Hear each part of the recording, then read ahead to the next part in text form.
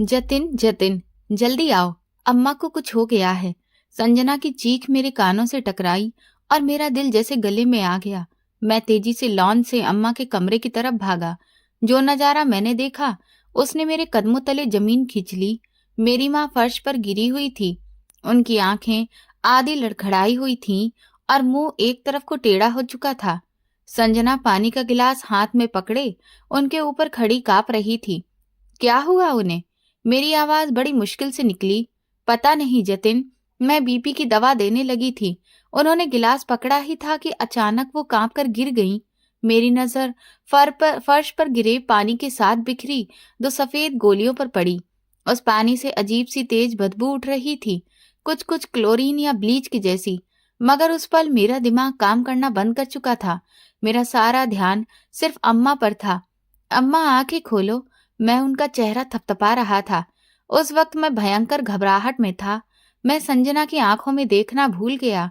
उसकी आंखों में सिर्फ डर नहीं था, कुछ और भी था, एक अजीब सी लहर। लेकिन उस वक्त मैं अंधा हो चुका था।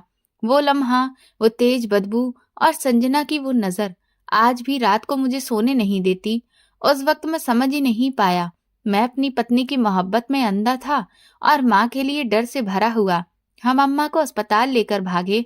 डॉक्टर के शब्द मेरे दिमाग पर हथौड़े की तरह बरस रहे थे। पैरालाइसिस का गंभीर अटैक है और उनके दिमाग की एक नस भी फट गई है। उनका बायां हिस्सा पूरी तरह लाचार हो गया है। मैं वहीं अस्पताल के ठंडे फर्श पर बैठ गया। हम यहाँ तक कैसे पहुंच गए? मेरी वो जिंदगी जो चंद महीने पहले तक एक खूबसूरत सपने जैसी थी, इस तरह चकनाचूर कैसे हो गई? मेरी माँ, जो मेरी दुनिया का केंद्र थी, आज बेबस पड़ी थी। और संजना, मेरी पत्नी, वो कौन थी? ये समझने के लिए आपको उस कुर्बानी को समझना होगा जो यहाँ तक लेकर आई थी। आपको जानना होगा कि मेरी माँ मेरे लिए क्या थी। मेरा नाम जतिन है। मैं सिर्फ 2 साल का था जब मेरे पापा का साया मेरे सर से उठ गया। उसके बाद मेरी अम्मा ने ही मुझे अपने आप को मिटाकर पाला। लोग कहते थे विधवा औरत है, जवान है, दूसरी शादी कर लेगी। मगर मेरी माँ ने अपने आप को पूरी तरह मेरे लिए कुर्बान कर दिया। उन्होंने खेतों में दिन रात मजदूरी की। मुझे आज भी याद है, जब मैं स्कूल में था, मैंने एक महंगे जूते के लिए जिद की। अम्मा ने कुछ नहीं कहा। उसी दिन से वो सुबह खेतों में काम करती, रात को लोगों के घरों में बर्तन धोती। एक हफ्ते बाद जब उन्होंने वे जूते मेरे सामने रखे तो उनके हाथ खुरदरे और जख्मी थे, मगर चेहरा जीत की तरह चमक रहा था। मेरा बेटा किसी से कम है क्या? मैं अपनी माँ से बहुत प्यार करता था। लगता था उनके बिना एक पल सांस नहीं ले सकूंगा। अम्मा ने मुझे अच्छी शिक्षा दिलाई। मैं पढ़ लिख कर बैंक में ऑफिसर बन गया। वही बैंक में मेरी मुलाकात संजना से हुई। वो मेरी कलीग थी, खूबसूरत, पढ़ी लिखी और तेज तर्रार। मैं उसे अपना दिल दे बैठा। एक दिन हिम्मत करके मैंने अपने प्यार का इजहार किया। संजना, मैं तुमसे शादी करना चाहता हूँ। वो मुस्कुरा दी। मैं भी तुम्हें पसंद करती हूँ जतिन, लेकिन एक शर्त है। मैं भागकर या कोर्ट मैरिज नहीं करूंगी। अपनी अम्मा को मेरे घर भेजो। मैं विधिवत विदा होकर तुम्हारे घर आऊंगी। मैं खुशी से पागल हो गया था। उस शाम जब घर पहुंचा तो अम्मा आंगन में बैठी थी। मैंने झिझकते हुए उन्हें बताया। मेरी बात सुनकर उनके आंसू बहने लगे। वो बहुत खुश हो गईं। मेरे जतिन का अब सेहरा सजेगा, उन्होंने कहा। मैं कल ही जाऊंगी लड़की के घर। अम्मा, जो सालों से मेरे सिर पर सेहरा सजते देखना का सपना देख रही थी, वो सपना पूरा होने जा रहा था। मेरे पास पापा का पुराना मकान था, जिसे मैंने अपनी सैलरी से ठीक ठाक बनवा लिया था। नौकरी थी, घर था और अब मुझे मेरा प्यार भी मिलने वाला था। रिश्ता पक्का हुआ और कुछ ही महीनों में धूमधाम से शादी हो गई। संजना जब दुल्हन बनकर घर आई तो अम्मा ने उसकी नजर उतारी। अगले दिन अम्मा ने घर की चाबियां और तिजोरी की चाबी संजना को दे दी। देखो बेटी, उन्होंने उसके सिर पर हाथ रखते हुए कहा, ये घर, ये नौकरी, ये पति सब तुम्हारा है। अब तुम जानो तुम्हारा काम। मुझे क्या? मुझे तो बस 2 वक्त की रोटी दे देना। मैं हैरान था कि अम्मा ने इतनी जल्दी सब कुछ उसके हवाले कर दिया। संजना भी इस व्यवहार से बहुत खुश थी। दोनों की इतनी बनती थी कि लोग मिसालें देते। मैं जब नौकरी से थका हुआ लौटता तो दोनों को माँ बेटी की तरह हंसते बोलते पाता। अम्मा को मेरी अपेक्षा संजना की अधिक फिक्र रहने लगी। अगर मैं कभी देर से आता तो अम्मा डांट देती, कहाँ रह गया था तू? बेचारी कब से तेरा इंतजार कर रही है, भूखी बैठी है, जा पहले उसके पास बैठ। एक दिन अम्मा ने अपने पुराने संदूक से वे भारी सोने की चूड़ियां निकाली, पापा की आखिरी निशानी। इतनी गरीबी देख ली मगर कभी उन्हें बेचा नहीं। ये मेरी बहू के लिए है। अम्मा ने बेचूड़ियां संजना की कलाई में पहना दी। संजना की आंखें खुशी से चमक उठी। मेरी जिंदगी पूरी थी। लगता था कि दुनिया की हर खुशी मुझे मिल चुकी है। काश ये खुशियां कुछ समय की ना होती। मैं अस्पताल के ठंडे कॉरिडोर में सर झुकाए बैठा था। हर गुजरा लम्हा एक सदी के जैसा था। संजना मेरे कंधे पर सिर रखे सिसकियां ले रही थी। जतिन, सब ठीक हो जाएगा ना? अम्मा हमें छोड़कर तो नहीं जाएंगी? उसकी आवाज में एक अजीब सी घबराहट थी। काश उस वक्त मैं समझ पाता कि वो डर अम्मा को खोने का नहीं बल्कि राज खुलने का था। कुछ नहीं होगा अम्मा को, मैंने उसे दिलासा दिया, जबकि मेरा अपना दिल डूब रहा था। मेरे मन में बार बार कमरे का वो नजारा घूम रहा था। फर्श पर बिखरी गोलियां और पानी से उठती वो तेज क्लोरीन जैसी बदबू। वो वहां पर क्यों थी? मेरा दिमाग पिछले कुछ महीनों के वाक्यों को तेजी से दोहराने लगा। शादी के बाद सब कुछ कितना अच्छा चल रहा था, या शायद मैं सिर्फ वही देख रहा था जो मुझे दिखाई दे रहा था। शुरू के दिन बहुत खूबसूरत थे। संजना ने अम्मा की सेवा में कोई कसर नहीं छोड़ी थी। वो अम्मा के पैर दबाती, उनके लिए अपने हाथ से खाना बनाती। अम्मा भी उस पर जान छिड़कती थी। जतिन, अम्मा ने एक दिन मुझे बुलाकर कहा, देखो तुम्हारी संजना कितनी गुणवान है। मेरे सर में ऐसा तेल लगाया है कि सारा दर्द ही खत्म हो गया है। भगवान ऐसी बहू सबको दे। मैं मुस्कुरा दिया। संजना ने शर्मा कर नजरें झुका ली। इस मोहब्बत में अम्मा ने पापा की वो आखिरी निशानी, सोने की चूड़ियां भी संजना को दे दी थी। अम्मा, ये पापा की निशानी है तो क्या हुआ बेटा? अम्मा ने मेरी बात काट दी। अब संजना ही मेरी सब कुछ है। ये चूड़ियां उसी की कलाई में सजेंगी। संजना ने वो चूड़ियां पहनी तो बहुत खुश हुई। उसकी आंखों में एक अलग चमक थी जो मैं उस वक्त पहचान नहीं सका। फिर अचानक अम्मा की तबीयत खराब रहने लगी। जतिन, पता नहीं क्यों सर बहुत चकराता रहता है। अम्मा ने एक शाम कहा, अम्मा आपका बीपी हाई हो रहा है। मैंने आपसे कहा था ना, नमक कम खाया करिए। संजना तुरंत बोली, मैं कल ही आपको डॉक्टर के पास लेकर चलूंगी। वो बोली, हाँ यही ठीक रहेगा। मैंने कहा, नहीं बेटा। अम्मा तुरंत बोली, डॉक्टर के पास जाने की क्या जरूरत है? बेकार में हजारों रुपए का खर्चा हो जाएगा। अम्मा, पैसों की फिक्र ना करें, आपकी सेहत से बढ़कर कुछ नहीं है। मैंने कहा, जतिन, अम्मा ठीक कह रही हैं। संजना मेरे पास आकर बैठी। इतने पैसे खर्च करने की क्या जरूरत है? अभी हमें अपना घर भी तो बड़ा करना है। कल को बच्चे होंगे, ये 2 कमरे कम पड़ जाएंगे। आप फिक्र न करें, मैं हूं ना। मैं अम्मा का बीपी घर पर ही कंट्रोल कर लूंगी। मैं उन्हें रोज लहसुन का काढ़ा बनाकर दूंगी और दवा का पूरा ख्याल रखूंगी। मैं उसकी समझदारी और सेवा भाव से खुश हो गया। ठीक है संजना, जैसा तुम्हें ठीक लगे, लेकिन अम्मा का ख्याल रखना, ये मेरी जिम्मेदारी भी है और अमानत भी। आप बेफिक्र होकर ऑफिस जाइए। संजना मुस्कुराई। अम्मा मेरी जिम्मेदारी है। उस दिन के बाद संजना ने अम्मा की दवा और खाने पीने की सारी जिम्मेदारी खुद संभाल ली। लेकिन मैंने महसूस किया था कि अम्मा धीरे धीरे खामोश होती जा रही थी। वो पहले की तरह हंसती बोलती नहीं थी। कई बार ऐसा लगता कि वो मुझे कुछ कहना चाहती हैं, पर जैसे ही संजना कमरे में आती वो चुप हो जाती। एक रात मैंने अम्मा के पैर दबाते हुए पूछा, क्या बात है अम्मा, आप कुछ परेशान हैं? नहीं बेटा, बस वो संजना कह रही थी कि। क्या कह रही थी संजना? मैं चौंक गया। कुछ नहीं कुछ नहीं। अम्मा झट से बात बदल गई। वो कह रही थी कि तुम काम से थक जाते हो, तुम्हें आराम करना चाहिए। जा सो जा बेटा। मैं खुश हो गया कि संजना मेरा कितना ख्याल रखती है। मैं कितना बड़ा बेवकूफ था। आईसीयू का दरवाजा खुला। डॉक्टर बाहर आए। डॉक्टर साहब, कैसी हैं माँ? डॉक्टर ने अफसोस से सिर हिलाया। हमने पूरी कोशिश की है, लेकिन अटैक बहुत गंभीर था। उनके दिमाग में खून भी जम गया है। संजना घबराकर बोली, तो अब क्या होगा? डॉक्टर ने गहरी सांस ली। ये हालत अचानक नहीं हुई है। उनका ब्लड प्रेशर लगातार बहुत हाई रखा गया है। ऐसा लगता है जैसे उन्हें गलत दवा दी जा रही थी। मेरे पैरों तले जमीन खिसक गई। गलत दवा? डॉक्टर साहब, आप क्या कह रहे हैं? मेरी आवाज रुंध गई। संजना का चेहरा सफेद पड़ गया। डॉक्टर, आप होश में तो हैं? आप हमें डरा रहे हैं। मैं खुद अम्मा को वक्त पर दवा देती थी। ये कैसे हो सकता है? डॉक्टर ने उसकी तरफ घूर कर देखा। रिपोर्ट झूठ नहीं बोलती। उनका बीपी खतरनाक स्तर पर था, लगातार। खैर, अब उन्हें अस्पताल में रखने का कोई फायदा नहीं। घर ले जाइए, फिजियोथेरेपी शुरू करवाइए, दवाओं का खास ख्याल रखिए। हम अम्मा को घर ले आए। घर जो अम्मा की हंसी से भरा रहता था, आज मातम की तरह चुप था। अम्मा का बायां हाथ और पैर बिल्कुल बेजान पड़ा था। जुबान लड़खड़ा रही थी। मैं उनके पैरों में बैठ गया और फूट फूट कर रोने लगा। मुझे माफ कर दीजिए अम्मा, ये सब हमारी लापरवाही से हुआ। जतिन, संजना की आवाज तनी हुई थी। आप मुझ पर इल्जाम लगा रहे हैं? मैं उनकी सेवा में कोई कमी छोड़ती थी? नहीं संजना, मैंने तुरंत कहा। मैं कह रहा हूं कि हम दोनों से लापरवाही हुई है। अब हमें मिलकर उनका पहले से ज्यादा ध्यान रखना है। संजना ने धीरे से सांस छोड़ी, जैसे खुद को संभाल रही हो। वो मेरे पास आई और मेरे कंधे पर हाथ रखा।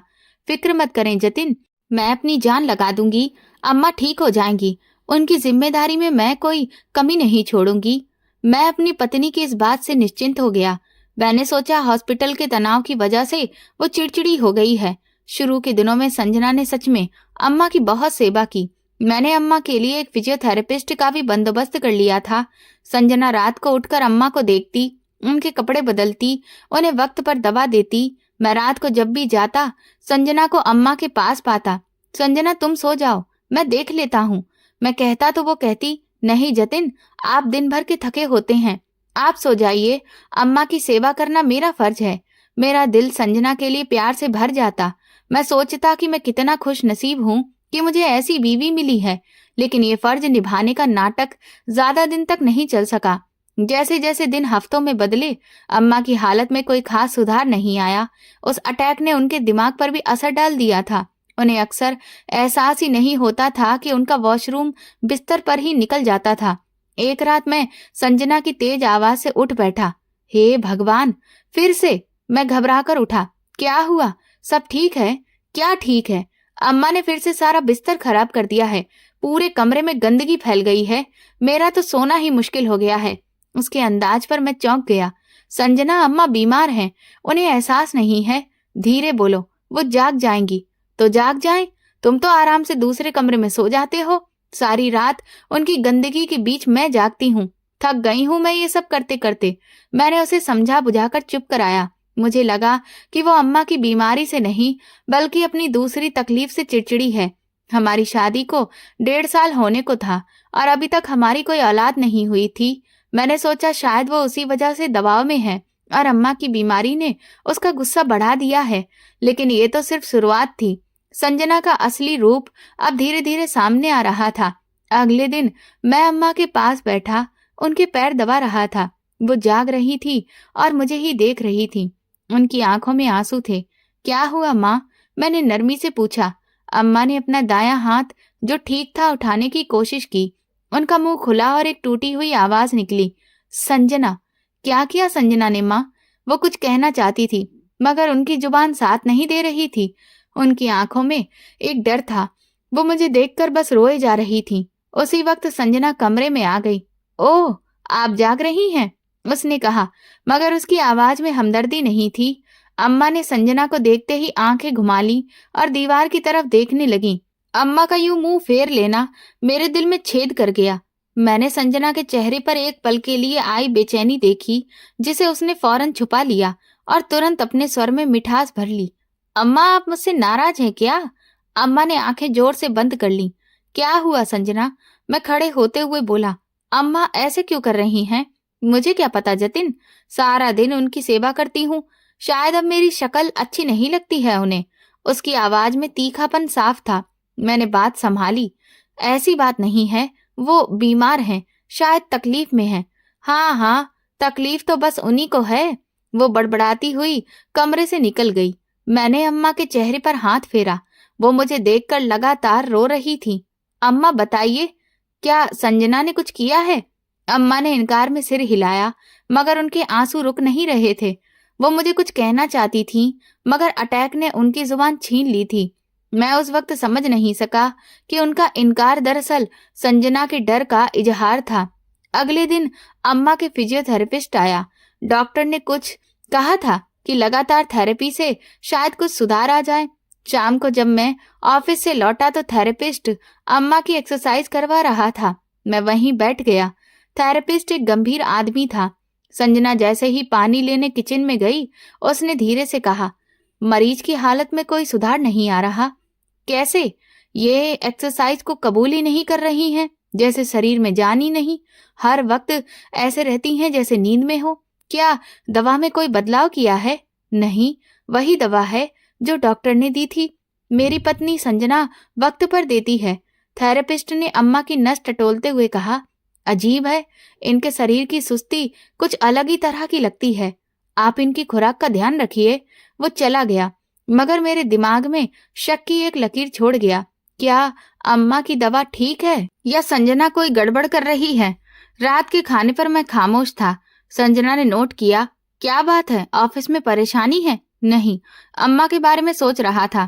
थेरेपिस्ट कह रहा था कि उनकी हालत सुधर नहीं रही। वो कह रहा था कि अम्मा हर वक्त नींद में रहती हैं। मेरे इतना कहने पर ही संजना के हाथ से चम्मच गिर गया। क्या मतलब? वो इल्जाम लगा रहा है कि मैं ख्याल नहीं रखती। नहीं संजना, उसने ऐसा नहीं कहा। बस बस, क्या आप बाहर के लोग मुझे बताएंगे कि मैं अपनी सास की सेवा कैसे करूं? तुम जानते भी हो मैं कितना ख्याल रखती हूँ, और बदले में ताने मिल रहे हैं। मैंने पहली बार संजना को इस तरह चिल्लाते देखा। संजना, मैंने ताना नहीं दिया। हाँ, क्योंकि तुम्हें तो बस अपनी माँ की फिक्र है। मैं क्या हूँ? 1.5 साल हो गया शादी को, हमने अपनी जिंदगी शुरू ही नहीं की। पहले उनकी शादी की फिक्र और अब उनकी बीमारी। मैं थक गई हूँ जतिन।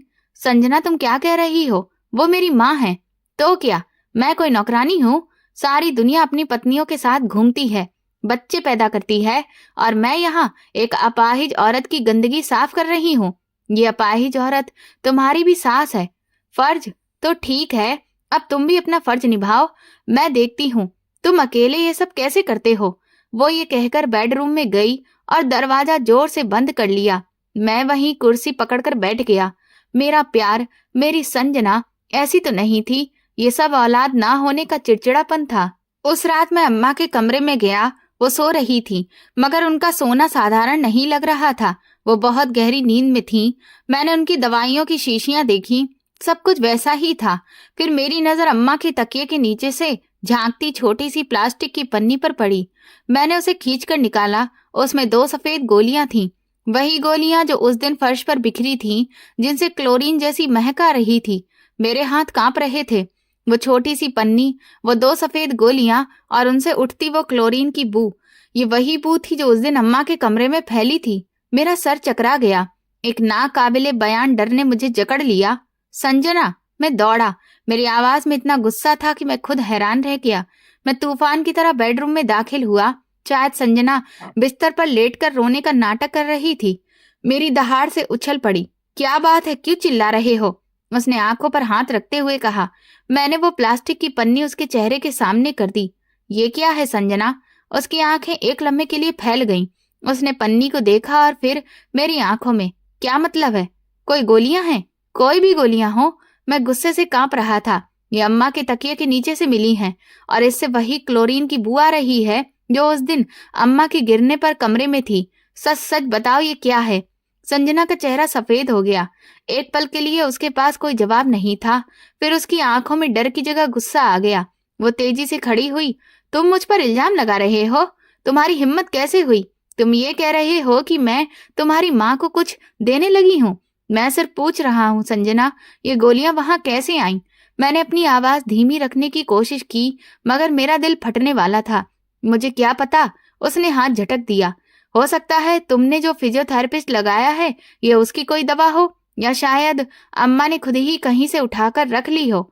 उनका दिमाग वैसे भी ठीक से काम नहीं करता। झूठ मत बोलो संजना, अब मुझसे रहा नहीं गया। ये वही गोलियां हैं, मुझे सब याद है। याद है? तुम्हें क्या याद है? वो मुझ पर हमलावर हो गई। तुम्हें बस अपनी अम्मा याद है। ये याद नहीं कि मैं सारा दिन उनकी गंदगी साफ करती हूँ। ये याद नहीं कि मेरी अपनी जिंदगी नरक बन गई है। संजना, बात मत बदलो। उन गोलियों की बदबू, अरे भाड़ में जाए वो गोलियां। उसने मेरे हाथ से पन्नी छीनकर फर्श पर फेंक दी। मैं तंग आ गई हूँ तुम्हारी इस अम्मा अम्मा की रट से। हाँ, मैंने रखी होगी। वो मेरी नींद की गोलियां हैं। मैं तुम्हारी माँ की वजह से सो नहीं पाती, इसीलिए खाती हूँ। अब खुश? नींद की गोलियां? मैं उलझ कर बोला। नींद की गोलियों से क्लोरीन की बदबू क्यों आएगी संजना? मेरा सवाल बिल्कुल सही था। वो लाजवाब हो गई। वो एक पल को रुकी, फिर एकदम रोने लगी। हे भगवान जतिन, वो सर पीट पीट कर रोने लगी। तुम अब मेरी दवाओं की भी जांच करोगे? मुझ पर शक कर रहे हो? उस औरत के लिए जिसने मेरी जिंदगी बर्बाद कर दी, तुमने साबित कर दिया कि तुम्हें मुझसे नहीं, सिर्फ अपनी अम्मा से प्यार है। वो दहाड़ मार मार कर रो रही थी। मैंने तुम्हारे लिए क्या कुछ नहीं किया? तुम्हारे घर को संभाला, तुम्हारी अपाहिज माँ की सेवा की, और तुमने मुझे क्या दिया? शक, इल्जाम। मैं बेबस हो गया। मेरी संजना इस तरह टूट कर रो रही थी। क्या मैं सच में गलत था? क्या ये सब मेरी थकान और बहम था? संजना, मेरा मतलब। जतिन, बहुत हो गया। वो अचानक उठी और अपने आंसू पोंछे। मैं अब उस घर में एक पल नहीं रह सकती जहां मुझ पर ऐसा शक किया जाए। संजना, होश में आओ, अम्मा बीमार हैं। उसने मेरा हाथ झटक दिया। तो फिर सुन लो, आज तुम फैसला करो जतिन। इस घर में या तो मैं रहूंगी या तुम्हारी ये अम्मा। अगर तुम्हें अपनी अम्मा इतनी ही प्यारी है तो मुझे तलाक दे दो, और अगर अपनी पत्नी और अपना घर बचाना है तो उस औरत को इस घर से निकाल दो। मैं दंग खड़ा था, जैसे किसी ने मुझ पर बिजली गिरा दी हो। तलाक या अम्मा को घर से निकाल दो? फैसला कर लो, वरना कल सुबह मैं यहाँ नहीं रहूंगी। वो ये कहकर कमरे में गई और दरवाजा लॉक कर लिया। मैं वहीं लिविंग रूम में फर्श पर पड़ी उन गोलियों के पास पत्थर बनकर खड़ा रह गया। संजना का अल्टीमेटम मेरे गले में फंदे की तरह कस चुका था। मैंने अपनी मोहब्बत को पाने के लिए सब कुछ दांव पर लगा दिया था। मैं संजना को खो नहीं सकता था। उसका यूं दहाड़ कर रोना, उसका कहना कि वो थक चुकी है, मुझे लगने लगा कि शायद गलती मेरी ही है। शायद मैंने उस पर बहुत बोझ डाल दिया था। मैंने खुद को समझाया, अम्मा बीमार है, संजना जवान है, उसकी भी कुछ इच्छाएं हैं। मैंने फैसला कर लिया, एक ऐसा फैसला जिसने मेरी आत्मा को जख्मी कर दिया। मैंने सोचा, अम्मा को कुछ समय के लिए घर से दूर भेज देना ही एकमात्र रास्ता है। सुबह मैं भारी कदमों से अम्मा के कमरे में गया। वो जाग रही थीं और छत को देख रही थीं। मुझे देखकर उनकी आंखों में एक पल को चमक आई। उन्होंने अपना ठीक वाला हाथ उठाने की कोशिश की, जैसे मुझे आशीर्वाद दे रही हो। मेरा दिल कटकर रह गया। मैं उनके पैरों के पास बैठ गया। अम्मा, मेरी आवाज में मेरे गले में ही दम तोड़ रही थी। उनकी आंखों में सवाल था। अम्मा, आप कैसी हैं? मैंने उनका हाथ पकड़ते हुए पूछा, मगर उनकी आंखों में देखने की हिम्मत नहीं थी। अम्मा, घर में बहुत झगड़ा हो रहा है। मैंने गहरी सांस ली। संजना बहुत चिड़चिड़ी हो गई है। अम्मा ने मेरी बात सुनी और उनकी आंखों में नमी भर आई। उन्होंने मेरा हाथ हल्के से दबाया, जैसे कह रही हो, फिक्र मत कर बेटा, सब ठीक हो जाएगा। उनकी ये ममता मुझे और तोड़ने लगी। अम्मा, मैंने जबरदस्ती अपनी आवाज संभाल कर कहा, आप ऐसा करिए, कुछ दिन के लिए मौसी के घर चली जाइए। वहां आपका दिल भी बहलेगा और यहाँ घर में झगड़ा भी खत्म हो जाएगा। मैं आपको जल्द ही वापस लेकर आऊंगा। बस संजना का गुस्सा थोड़ा ठंडा हो जाए। मेरे ये शब्द जहर बनकर अम्मा के दिल में लगे। उनकी आंखों में जो चमक थी वो बुझ गई। वो चुपचाप सिर झुकाए बैठी रहीं। उनकी ये खामोशी मुझे सहन नहीं हो रही थी। अम्मा, कुछ बोलिए, मुझ पर गुस्सा करिए, मुझे डांटिए, लेकिन ऐसे चुप मत रहिए। वो फिर भी चुप रही। बस 2 आंसू उनकी आंखों से टूटकर गालों पर गिर पड़े। मैं समझ गया, उन्होंने मान लिया था, या शायद उनके पास मानने के अलावा कोई रास्ता ही नहीं था। मैंने संजना को कुछ नहीं बताया, बस खामोशी से अम्मा का छोटा सा बैग तैयार किया, फिर अपनी जेब से 500 रुपए का एक नोट निकाला और अम्मा के हाथ में पकड़ाने लगा। अम्मा, ये अपने पास रखिए, रास्ते में जरूरत पड़ सकती है। अम्मा ने मुट्ठी नहीं खोली, उनका हाथ बेजान पड़ा था। मैंने जबरदस्ती उनकी मुट्ठी खोली, नोट उसमें रखा और बंद कर दिया। काम आएंगे अम्मा। मैंने रिक्शा बुलवाया, अम्मा को व्हीलचेयर पर बैठाकर बाहर लाया। संजना कमरे की खिड़की से सब देख रही थी। उसके चेहरे पर कोई भाव नहीं था, न खुशी न गम। मैंने अम्मा को रिक्शे में बिठाया, रिक्शे वाले को एड्रेस दिया। मैं आपको लेने आऊंगा अम्मा, मैंने झूठा दिलासा दिया। अम्मा ने आखिरी बार मेरी तरफ देखा और फिर उनकी आंखों में कोई शिकायत नहीं थी, बस एक सवाल था, आखिर क्यों? रिक्शा चल पड़ा। मैं वहीं खड़ा उसे दूर जाता देखता रहा जब तक वो गली के मोड़ पर ओझल नहीं हो गया। मेरा दिल बुरी तरह से डूब रहा था। मुझे लगा जैसे मैंने अपनी अम्मा को नहीं, अपनी आत्मा को घर से निकाला है। अगले कुछ हफ्ते सपने की तरह गुजरे। संजना बिल्कुल बदल गई थी। वो वही संजना बन गई थी जिससे मुझे मोहब्बत हुई थी। वो मेरा बहुत ख्याल रखती, मेरे लिए अच्छा खाना बनाती, मेरे ऑफिस से आने से पहले तैयार होकर मेरा इंतजार करती। जतिन, अब हम अपनी जिंदगी शुरू करेंगे, उसने एक रात कहा जब वो मेरे लिए कॉफी लाई। अब हमारे बीच कोई नहीं है, सिर्फ तुम और मैं। हाँ संजना, मैं बमुश्किल से बोला। मेरा दिमाग अम्मा में अटका हुआ था। मैंने 2 बार मौसी को फोन किया था, ये जानने के लिए कि अम्मा कैसी हैं। मौसी, मैं जतिन बोल रहा हूँ। अरे जतिन बेटा, कैसे हो तुम? सब ठीक तो है ना? जी मौसी, सब ठीक है, बस वो अम्मा कैसी हैं? अम्मा? मौसी की आवाज में हैरत थी। अम्मा को क्या होना है, वो तो ठीक ही होंगी ना। उनके लहजे में एक झिझक थी जिसे मैं उस वक्त समझ नहीं सका। नहीं, मेरा मतलब, वो आपको परेशान तो नहीं कर रही हैं? अरे नहीं बेटा, कैसी बातें करते हो, वो मेरी बहन है, तुम फिक्र ना करो। मैंने फोन बंद कर दिया, मगर मेरा दिल सुकून में नहीं था। उधर संजना के रंग ढंग ही बदल गए थे। उसने घर में पार्टियां रखनी शुरू कर दी। हर दूसरे दिन उसकी सहेलियां, जिन्हें मैं ठीक से जानता भी नहीं था, घर पर मौजूद होती। ठहाकों और म्यूजिक की आवाज से घर गूंजता रहता। संजना, ये सब क्या है? मैंने एक दिन परेशान होकर कहा। ये रोज रोज का हंगामा। अरे जतिन, अब जीना भी छोड़ दूं क्या? उसने लापरवाही से कहा। इतने बुरे दिन देखे हैं, थोड़ी खुशी मनाने दो।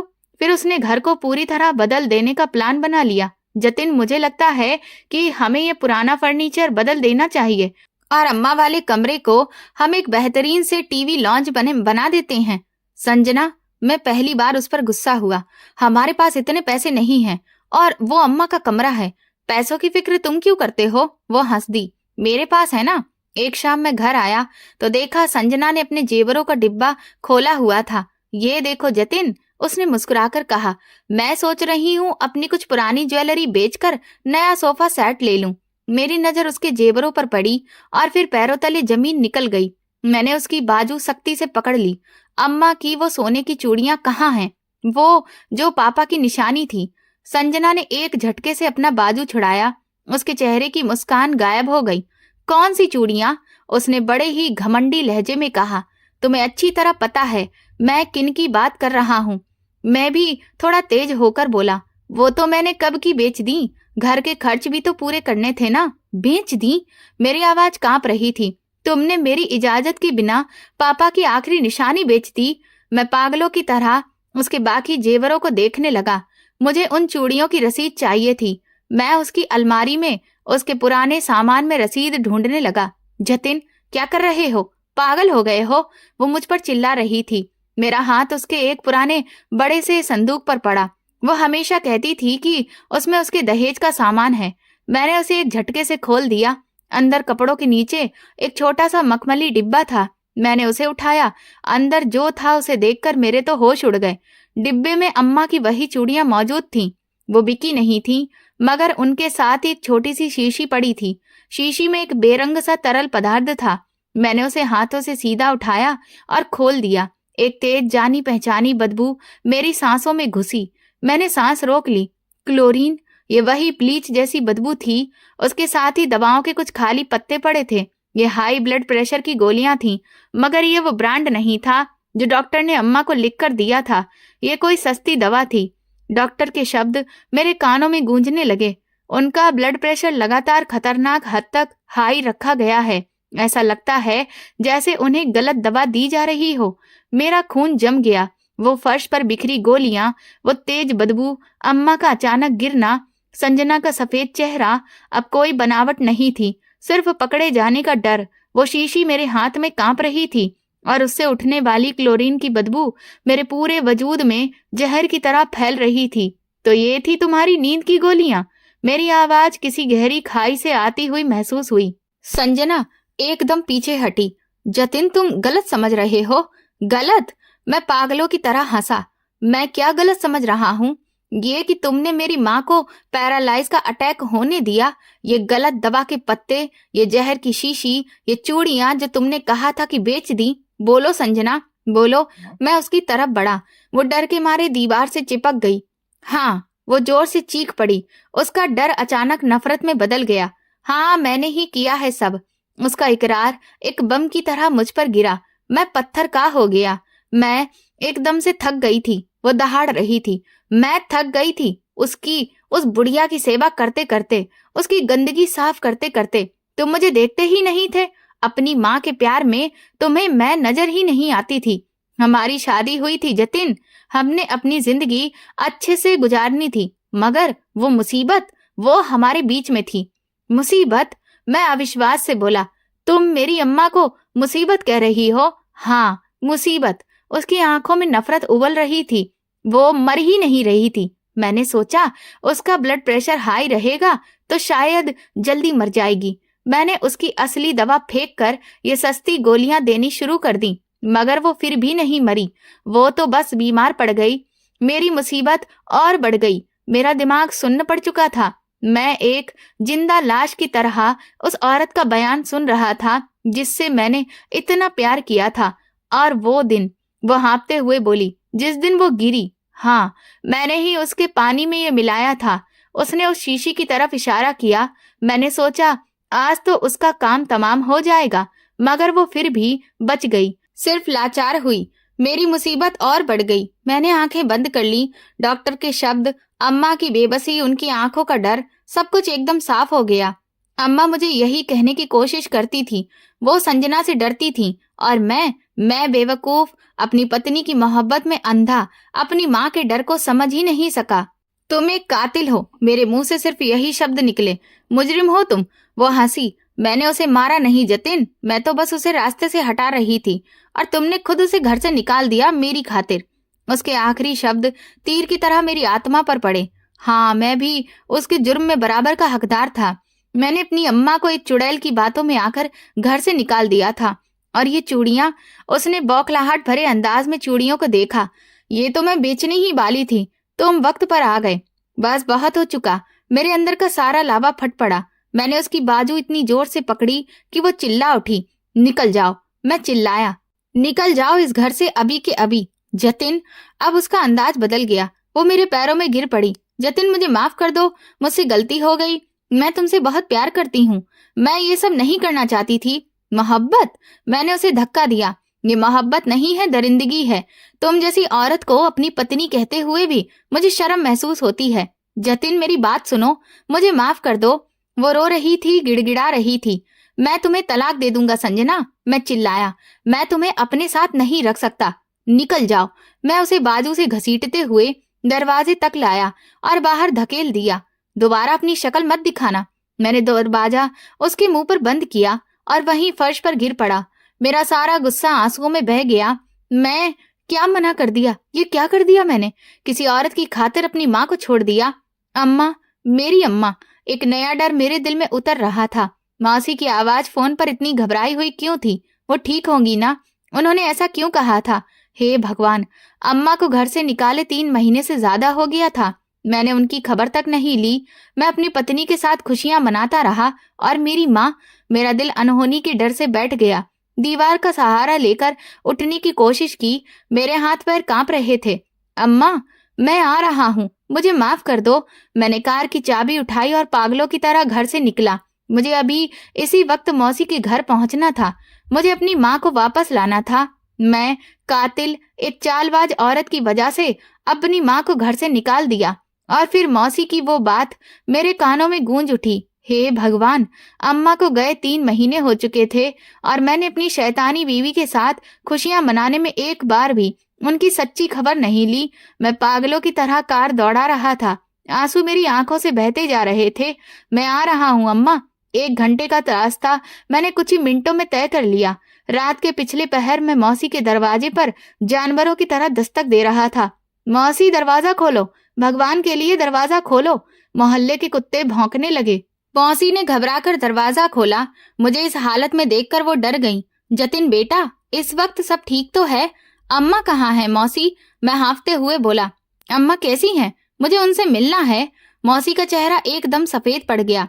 उन्होंने हैरत से मुझे देखा। अम्मा? कौन सी अम्मा बेटा? अरे मेरी अम्मा मौसी, मेरी माँ, मैं चिल्लाया, जिन्हें मैं 3 महीने पहले रिक्शे पर बिठाकर आपके घर भेज चुका था। मौसी ने सिर पर हाथ मार लिया।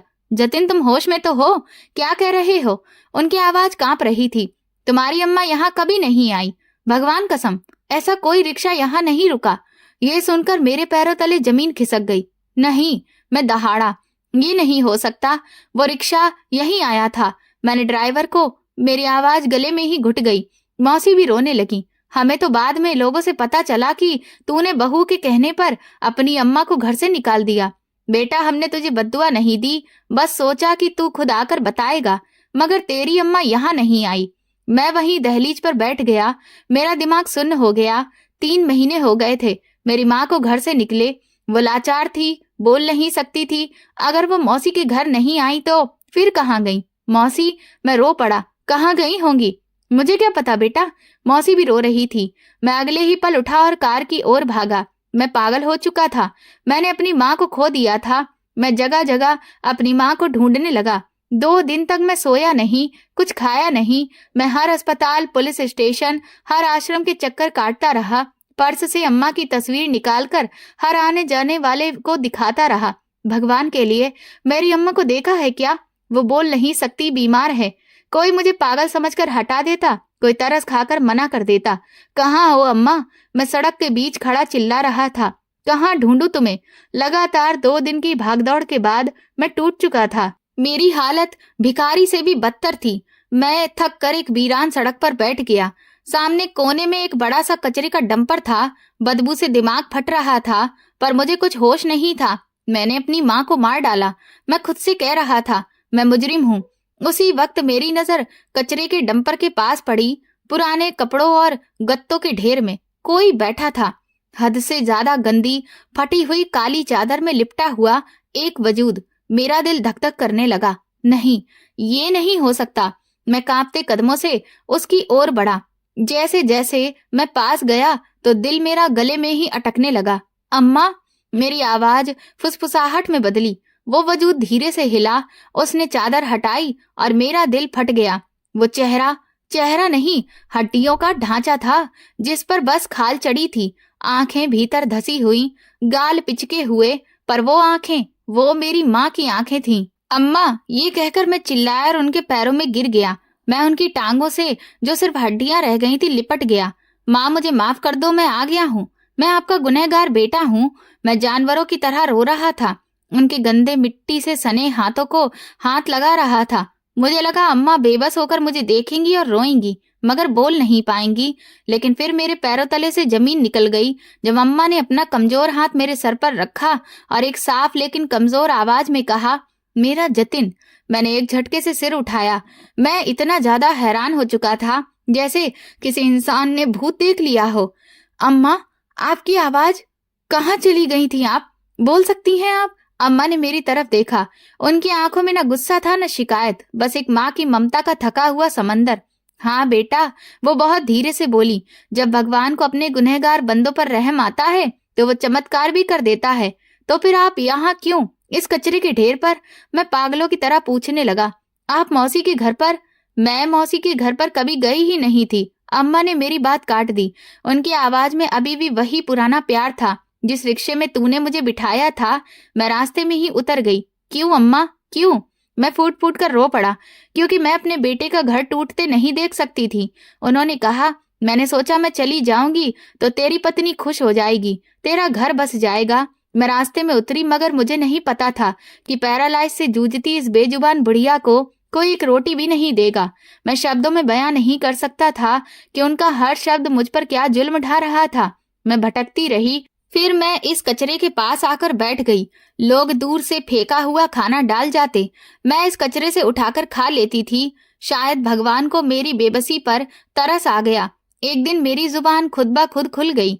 मेरे हाथ पांव में हरकत होने लगी। भगवान ने मुझे चमत्कारिक रूप से ठीक कर दिया था। फिर अब आप वापस क्यों नहीं आई? अम्मा, मैंने उनके पैर पकड़ते हुए कहा, आप ठीक हो गई थी तो मेरे पास आ जाती। वो हल्के से मुस्कुराई। किस मुंह से आती बेटा? मैं दोबारा पलटकर तेरे पास नहीं गई कि कहीं मेरी वजह से तेरा बसता बसाया घर फिर से ना उजड़ जाए। मैं यहीं रहकर कचरे से खाना खाती थी और तेरे खुश रहने की प्रार्थना करती थी।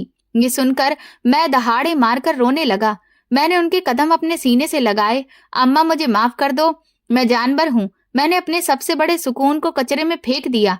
मुझे माफ कर दो। मेरी माँ बहुत नरम दिल थी। उन्होंने अपना कमजोर हाथ मेरे सर पर रखा। उठ जाओ बेटे, वो माँ ही क्या जो अपने हालातों को माफ ना करे। मैं तुझे माफ कर चुकी हूँ। मैं उठ खड़ा हुआ तो उन्होंने मुझे थोड़ा गुस्सा दिखाते हुए कहा, लेकिन आज के बाद ऐसा कभी दोबारा मत करना, अपनी अम्मा को दोबारा मत रुलाना। मैंने कहा, नहीं अम्मा। मैं उनके गले लगकर खूब रोया। मैंने उस हड्डियों के ढांचे को, अपनी माँ को कचरे से उठाया। चलिए माँ, घर चलिए। घर पहुंचा तो दरवाजा संजना ने खोला। शायद वो मेरा इंतजार कर रही थी। मेरे जाते ही वो घर छोड़कर चली गई थी। मैं वापस आकर उसे मना लूंगा या तलाक नहीं दूंगा, शायद वो यही सोच रही थी। जैसे ही उसकी नजर अम्मा पर पड़ी, वो भी उनके पैरों पर गिर गई, और जब उसने अम्मा को बोलते हुए देखा तो उसका चेहरा सफेद पड़ गया। ये कैसे हुआ? मैं अम्मा का हाथ पकड़कर अंदर लाया और सीधा उन्हें उनके कमरे में ले गया और बिस्तर पर बिठाया और उनके पैर दबाने लगा। संजना पीछे पीछे आई। वो समझ गई थी कि उसका खेल खत्म हो चुका है। वो मेरे कदमों में गिर गई। जतिन, मुझे माफ कर दो, भगवान के लिए। अम्मा जी, आप ही अपने बेटे को समझाइए। मैंने उसे घूर कर देखा। तुम मुझसे माफी मांग रही हो, जिसे तुमने जहर देकर मारना चाहा। मुझसे गलती हो गई थी जतिन, मैं बहक गई थी। वो चिल्लाने लगी, तुमने मेरे साथ इतने झूठ बोले। मैंने ठंडे लहजे में कहा, मैंने तुमसे रिश्ता निभाने की बहुत कोशिश की, मगर तुम एक मुजरिम हो। मैं तुम्हें अपनी माँ का मुजरिम मानता हूँ और अपने साथ नहीं रख सकता। वो मुझसे माफी मांगती रही, मेरे पैर पकड़ती रही, लेकिन इस बार मैंने उसे माफ नहीं किया। मैंने उसकी बाजू पकड़ी और घर से निकाल दिया। मैं तुम्हें तलाक देने का फैसला कर चुका हूँ।